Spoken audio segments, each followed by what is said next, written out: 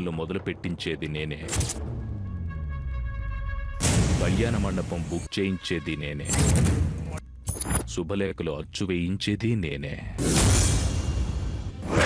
తాళి బొట్టు సెలెక్ట్ చేసేది నేనే.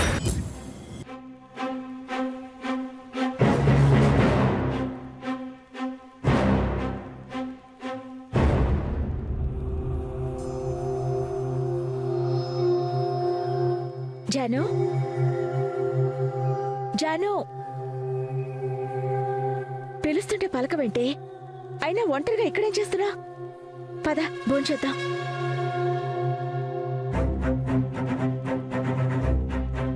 భోంచేద్దాంరా. మా పెళ్లి జరగదక్కా.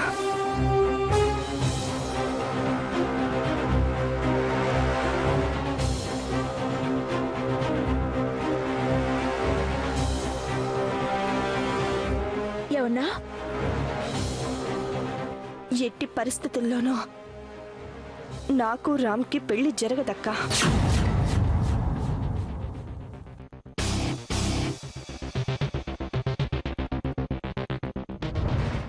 ఏంటి ఆ మాటలు? దేవు మా పెళ్లి జరగనివ్వడని, ఏదైనా చేసి ఆపుతాడని నాకు క్లియర్గా అర్థమవుతోంది. మరి నీకెందుకు అర్థం కావడం లేదక్కా?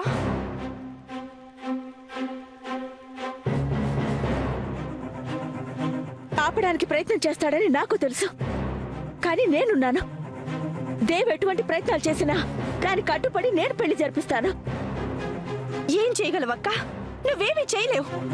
నువ్వే కాదు, సాక్షాత్తు ఆ దేవుడే దిగొచ్చినా మా పెళ్లి జరిపించలేడు.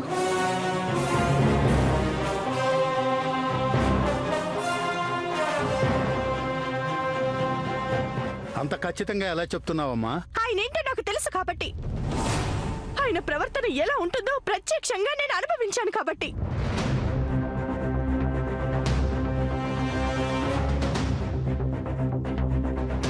నా కన్న తల్లిదండ్రులు ఇంటికొస్తేనే తన ప్రేమకి డిస్టర్బ్ అవుతుందని భావించే దేవ్ ఈ పెళ్లి జరుగుతుందో లేదో అని అనుమానించినందుకే ఒక మనిషిని చంపి పాతిపెట్టిన దేవ్ నాతో నవ్వుతో మాట్లాడినందుకే తన ప్రాణ స్నేహితుడిని కొండ మీద నుంచి తోసేసిన దేవ్ నా పెళ్లి జరుగుతుందని తెలిసి నా మెడలో 3 ముళ్ళు వెయ్యబోయేది రామని తెలిసి కూడా చిరునవ్వులు చిందిస్తూ మన మధ్యలోనే తిరుగుతూ దగ్గరుండి మా పెళ్లి పనులు చూసుకుంటున్నాడంటే ఏదో పన్నాగం పన్నుతున్నాడని మీ అందరికీ అర్థం కావడం లేదా?